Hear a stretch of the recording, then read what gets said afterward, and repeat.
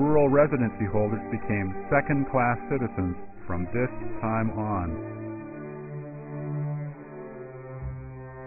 During the Great Famine of 1959 to 1961, peasants did not even have the right to enter the city to beg for food. And with their path of escape totally blocked, tens of millions of peasants died of hunger. This was a frightening tragedy, unprecedented in the history of human civilization.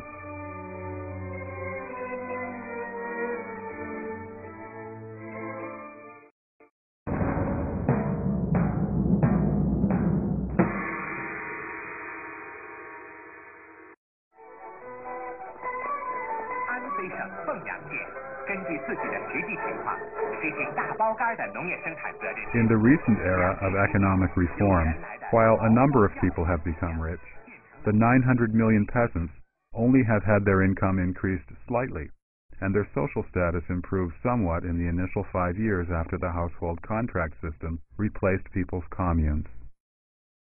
Due to the CCP price structure that favored industrial commodities over agricultural goods, as well as the heavy tax burden, peasants soon plunged into poverty once again.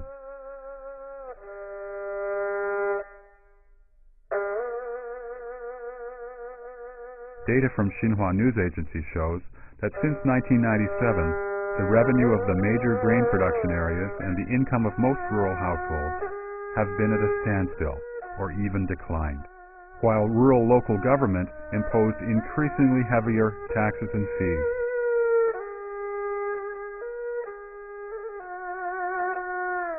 The income gap between the urban and rural population has drastically increased, and economic disparity continues to widen. Peasants who have entered the city as wage laborers receive the lowest pay and are deprived of any welfare benefits their urban counterparts enjoy.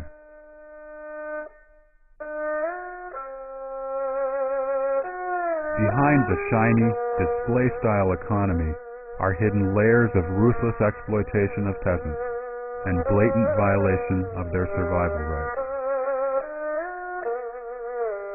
The CCP relied on the peasants to gain power, but today it is the peasants who sacrifice the most and pay the dearest cost in the Chinese society. The CCP's rural policies have always aimed at maintaining party control instead of representing the peasants and showing concern for their benefit.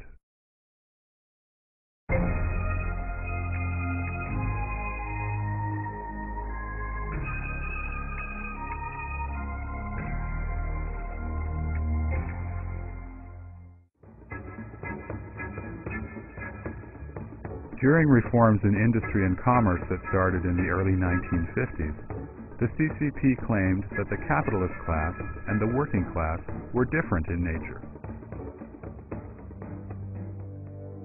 The former was the exploiting class, while the latter was the non-exploiting and anti-exploiting class. According to this logic, the capitalist class was born to exploit and would not stop doing so until it perished. It could only be eliminated, not reformed. Under such a premise, the CCP used both killing and brainwashing to transform capitalists and merchants. The CCP used the method of supporting the obedient and destroying those who disagreed. If you surrendered your assets to the state and supported the CCP, you were considered just a minor problem among the people. If you disagreed with or complained about the CCP's policy, you would be labeled a reactionary and become the target of the CCP's draconian dictatorship.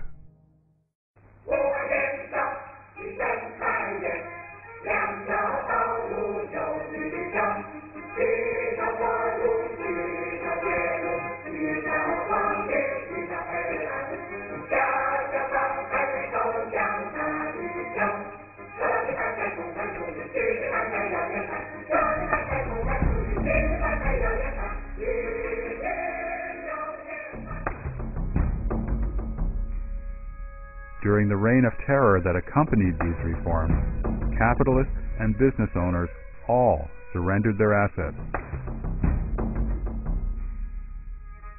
Many of them could not bear the humiliation they faced and committed suicide.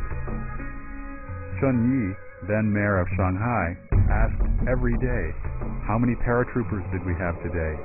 referring to the number of capitalists who had committed suicide by jumping from the tops of buildings that day. Thus, in only a few years, the CCP completely eliminated private ownership in China. 1月15日，北京市率先宣布进入社会主义。北京各界20多万人在天安门广场集会，庆祝社会主义改造胜利完成。While carrying out its land and industrial reform programs, the CCP launched many massive movements, such as the suppression of counter-revolutionaries, thought reform campaigns, cleansing the anti-CCP clique headed by Gao Yang and Rao Shushi, probing Hu Feng's counter-revolutionary group, the 3 Anti-campaign, the 5 Anti-campaign, and the further cleansing of counter-revolutionaries.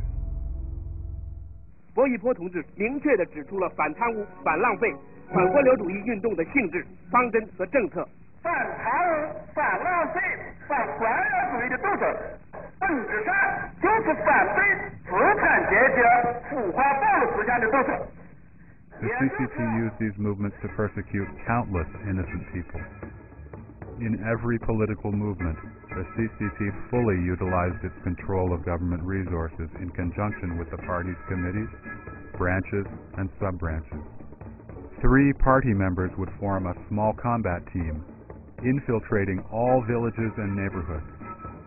These combat teams were ubiquitous, leaving no stone unturned.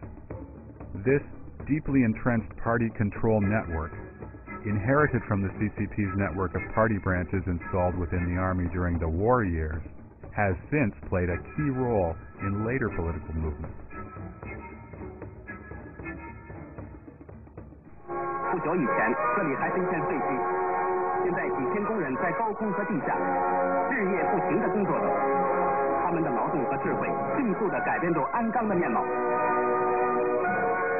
Even the workers, named by the CCP as a class that leads all others, could not escape the fate of being fooled and deprived. While promising to protect them in illness, old age, and death, the CCP has maintained a system of low wage for workers. Old generation workers have hardly had any health insurance or savings for old age. After the Cultural Revolution, the CCP transferred the economic problems caused by its own policy mistakes onto the workers. In the name of economic reform, the CCP took away all welfare promises to the workers. After the CCP sold out state enterprises, one round after another, countless workers lost their jobs. As medical service became commercialized after the government relinquished its responsibilities to society, workers dared not visit hospitals when they were ill. After old age care was dumped onto society, old workers who live on their meager retirement income barely have enough money to buy food. In this process of workers' deterioration, however, the CCP leaders at various levels had converted state property into their own. After the bloody transfer of private property to the public in the early years, now we have a similarly bloody transfer of public property into private hands. These 2 crimes, opposite in nature, have both been committed by the CCP in just 50 years.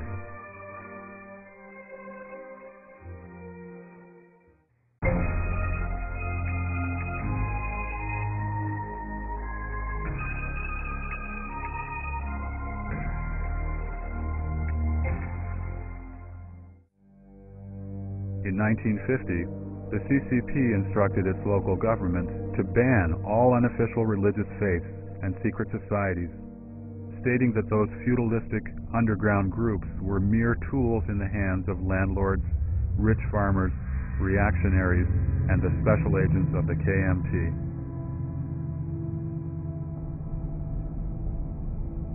In the crackdown that extended to all townships and cities of China, the government dismissed Christian, Catholic, and Taoist and Buddhist organizations, labeling them superstitious. The CCP ordered all members of the